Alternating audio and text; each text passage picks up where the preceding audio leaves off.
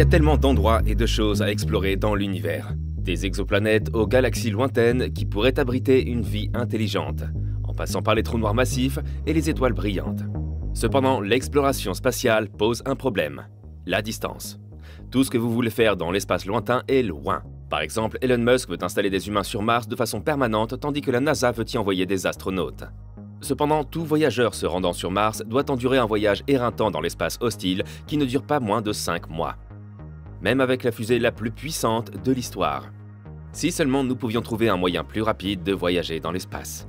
De plus, l'étoile la plus proche de nous se trouve à environ 4,5 années-lumière, ce qui la rend impossible à visiter avec les technologies spatiales actuelles. Cependant, une découverte accidentelle promet de résoudre ce problème en permettant de voyager plus vite que la vitesse de la lumière. Qu'est-ce que cette découverte? Comment affecte-t-elle les voyages dans l'espace? Et comment vous affecte-t-elle personnellement? Rejoignez-nous pour découvrir comment les scientifiques de la NASA ont accidentellement découvert la première bulle de distorsion au monde. Le voyage en distorsion n'a rien d'étrange pour les fans de la franchise Star Trek. Ce genre de voyage est une charmante technologie futuriste de l'univers Star Trek qui, depuis son premier épisode en 1966, comprend 10 séries télévisées et 13 longs métrages. Dans ces séries et films, les personnages explorent l'univers à l'aide de vaisseaux spatiaux puissants et rapides, voyageant de planète en planète et communiquant avec un équipage extraterrestre. Le moteur de distorsion est le centre d'attraction, car sans lui, l'histoire serait invraisemblable. L'univers est étrange, inimaginable et follement grand. Et même si vous voulez visiter l'étoile la plus proche, les immenses distances cosmiques créent une barrière presque impossible à franchir. Jetons un coup d'œil à l'étoile suivante, Proxima Centauri, située à 4,5 années-lumière. Cette distance signifie qu'il faut 4,5 ans pour atteindre l'étoile si l'on parvient à atteindre la vitesse de la lumière. La lumière voyage à la vitesse cosmique maximale et agit comme une sorte de plafond de vitesse universelle, de sorte que toute autre méthode prend plus de temps. En fait, si vous décidez d'utiliser la sonde spatiale la plus rapide jamais construite, le long voyage à travers le vide interstellaire prendrait près de 8000 ans. Il est donc logique de rester sur la Terre et sur son environnement immédiat. Bien sûr, l'équipage de Star Trek n'est pas resté près de la Terre, car il a trouvé une solution. Cette solution rend le voyage longue distance possible en raccourcissant la distance de la destination. Le moteur de torsion, qui utilise la technologie de la distorsion, y parvient en jonglant avec l'espace et le temps, ce qui est très divertissant. Le moteur de distorsion était destiné à rester imaginaire jusqu'à ce qu'un scientifique réalise soudainement qu'un tel moteur était réellement possible à la fin du siècle dernier.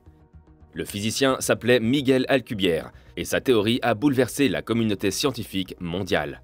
En 1994, Alcubierre a regardé un épisode de Next Generation alors qu'il faisait ses recherches de doctorat sur la théorie générale de la relativité d'Einstein, selon laquelle les masses lourdes peuvent courber l'espace et le temps. C'est ainsi qu'Alcubierre a pris un bout de papier, fait des calculs et jeté les bases d'un article qui a été publié dans un magazine scientifique plus tard dans l'année.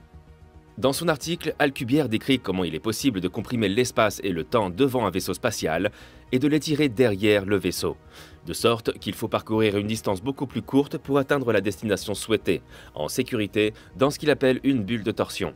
En matière de visualisation, le concept a été comparé à celui d'un surfeur chevauchant une vague, et c'est une métaphore souvent utilisée pour décrire comment un vaisseau pourrait voyager dans les étoiles. Il y a cependant un problème avec la bulle de torsion d'Alcubierre. Voyez-vous, le moteur de distorsion est difficile à construire dans la réalité. On ne peut pas courber l'espace avec force avec une masse normale. Pour le faire, il faut de la matière exotique qui a une gravité négative. Des dizaines de publications sur le moteur de distorsion suivront au cours des décennies suivantes. Mais elles restaient aussi des exercices théoriques et des expériences de pensée qui manipulaient les formulations de la théorie de la relativité à la recherche de nouvelles perspectives. La nécessité de matière étrangère demeurait. Jusqu'à ce que Eric Lentz, un physicien du Pacific Northwest National Laboratory aux États-Unis, intervienne. Il regardait Star Trek quand il était enfant. Cependant, il n'a pas pu oublier le moteur à distorsion et a réfléchi à la manière de donner vie à cette machine spéciale. Lentz a lu pour la première fois l'article professionnel d'Alcubierre lorsqu'il était adolescent, et s'il l'a trouvé fascinant, il n'y a pas compris grand-chose à l'époque. Mais il a continué à lire les publications sur les moteurs à distorsion longtemps après avoir commencé à travailler comme physicien. Cependant, lorsqu'il a eu un temps de libre pendant les mois de fermeture de Covid, il est revenu à ses anciens intérêts. C'est alors qu'il a réalisé que tout le monde avait oublié quelque chose. Dans son article, Alcubierre a étudié la solution la plus simple possible aux formulations de la théorie de la relativité. Cette solution a donné naissance au moteur d'Alcubierre, une bulle de distorsion alimentée par une quantité massive de gravité négative. Lenz a décidé d'essayer certaines des mathématiques les plus inhabituelles et s'est rendu compte qu'il pouvait également résoudre des formules grâce à elles. Dans la bulle de torsion obtenue par Lenz, la masse se trouvait aux endroits où la courbure était la plus grande. Mais plus important encore, vous pouvez fabriquer sa bulle avec des objets ordinaires de tous les jours. Vous n'avez pas besoin d'objets hors du commun. Lenz a été surpris que personne n'ait essayé cela auparavant. Bien que le moteur de Lenz soit déjà plus pratique que le moteur d'Alcubierre, il faut quand même beaucoup de masse pour le faire. Mais c'est toujours parce que vous avez besoin d'une masse 1000 fois plus petite que le Soleil. C'est toujours une quantité massive de kilos, mais c'est tout de même plus gérable. Il semblait que les bulles de distorsion pouvaient être considérées comme un concept qui ne pourrait jamais se réaliser dans la vie réelle.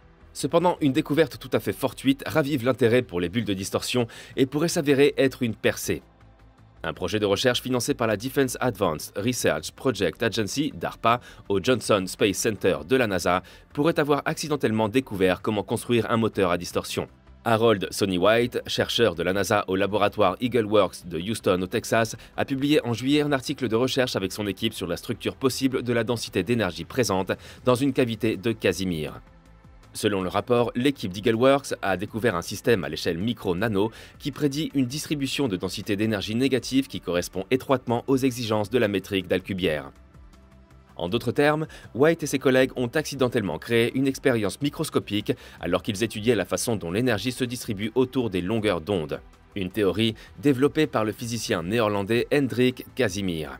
L'expérience a permis d'obtenir une énergie théorique suffisante pour atteindre la vitesse de distorsion, un concept théorisé par Alcubierre.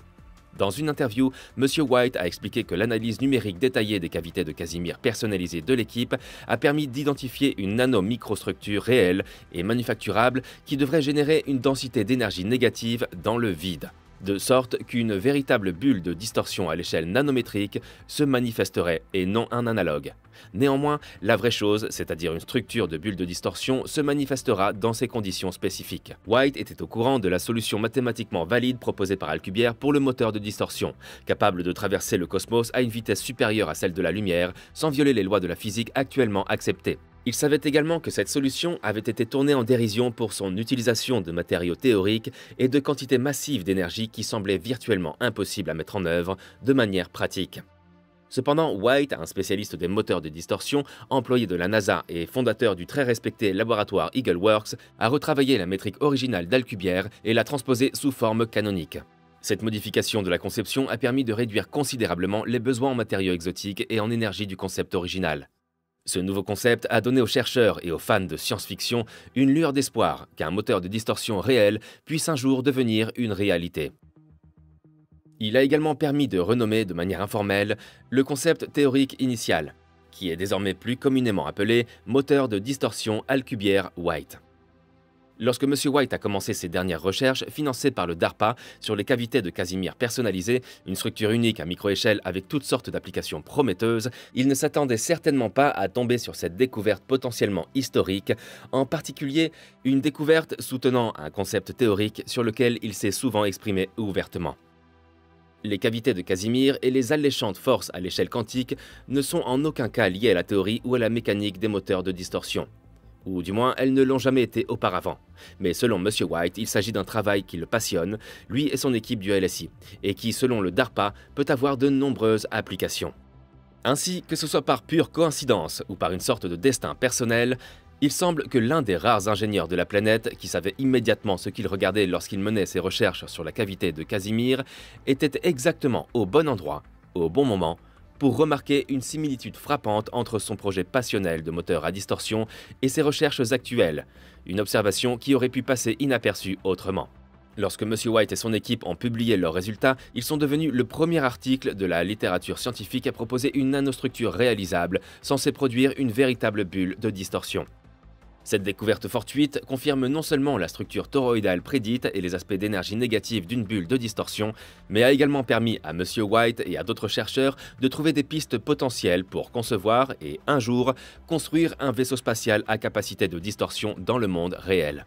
Selon M. White, il s'agit d'une structure potentielle que nous pouvons proposer à la communauté et qui pourrait générer une distribution de densité d'énergie de vide négative très similaire à celle requise pour une distorsion spatiale de type Alcubierre. Afin d'évaluer plus en avant ces résultats révolutionnaires et faire avancer la recherche, M. White et son équipe ont proposé une conception pour un vaisseau à moteur de distorsion testable à l'échelle nanométrique. L'expérience originale sur laquelle travaillait l'équipe de M. White consistait en un modèle réduit composé d'une sphère de 1 micron de diamètre, placée au centre d'un cylindre de 4 microns de diamètre. L'analyse de ce modèle a montré une densité d'énergie de Casimir tridimensionnelle qui correspond bien aux exigences de la métrique de distorsion d'Alcubierre. White pense donc que des expériences à petite échelle pourraient être explorées pour tenter de mesurer de minuscules signatures illustrant la présence du phénomène conjecturé, une véritable, bien que humble, bulle de distorsion, le Saint Graal de Star Trek. Il propose que la communauté utilise ces structures potentielles pour générer une distribution de densité d'énergie de vide négatif similaire à celle requise pour une distorsion spatiale d'Alcubierre. White et son équipe n'ont ni construit ni testé le concept de vaisseau de distorsion à l'échelle nanométrique proposée. Toutefois, a-t-il précisé, si l'équipe du LSI devait un jour s'y atteler, elle utiliserait probablement une imprimante 3D Nanoscribe GT qui imprime à l'échelle nanométrique. En fait, ils ont les moyens de le faire. Il ne leur manque que l'occasion. Malheureusement, pour les fans de Star Trek, White affirme qu'il n'est pas prévu de le faire pour l'instant, car ils se sont concentrés sur les cavités de Casimir.